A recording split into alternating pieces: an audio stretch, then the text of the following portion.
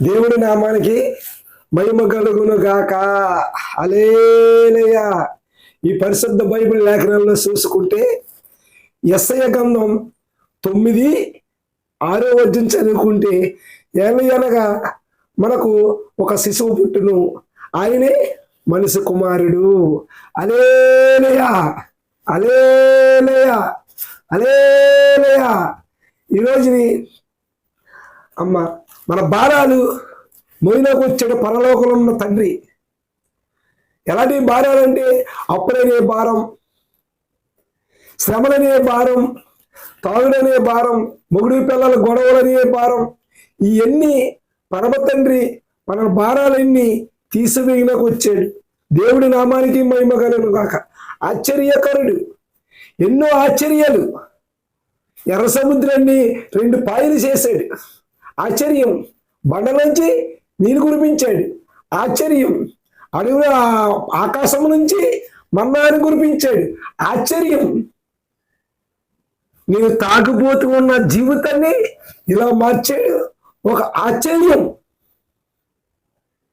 ఒక చదువు సంధ్య లేని వాడిని వాడుకున్నాం. ఒక ఆశ్చర్యం. ఒక పెట్ట మీద కుప్ప మీద ఉన్నవాడిని లేవనెత్తుతూ ఒక ఆశ్చర్యం. దేవుడి నామానికి మహిమ కలుగును గాక. ఆలోచనకర్త, ఎన్నో ఆలోచనలు.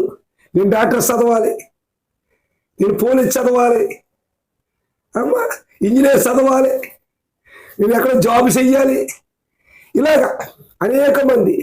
దేవుడు ఆలోచన లేకపోతే ఏది రాదు. మనం ఎంత చదివినా ఎంత చేసినా ఏమీ రాదు. ఈ రోజుని నేను 311 పాటలు రాశానంటే చదువు లేదు, దేవుడిచ్చిన జ్ఞానమే, దేవుడిచ్చిన ఆలోచనే. దేవుడి నామానికి మహిమ కలుగును గాక.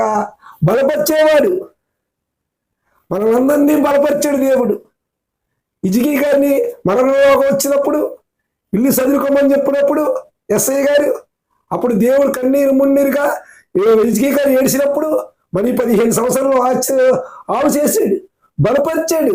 అనేక రోగుల్ని బలపరిచాడు.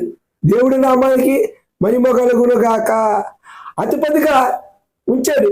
మన దేవుడు అతిపతి అయిన దేవుడు మన దేవుడు. అందరినీ అధికారంగా చేశాడు, అందరినీ లేవనెత్తాడు. దేవుడు ఈ కొద్ది మాటలు దీవించును గాక. ఆమేన్.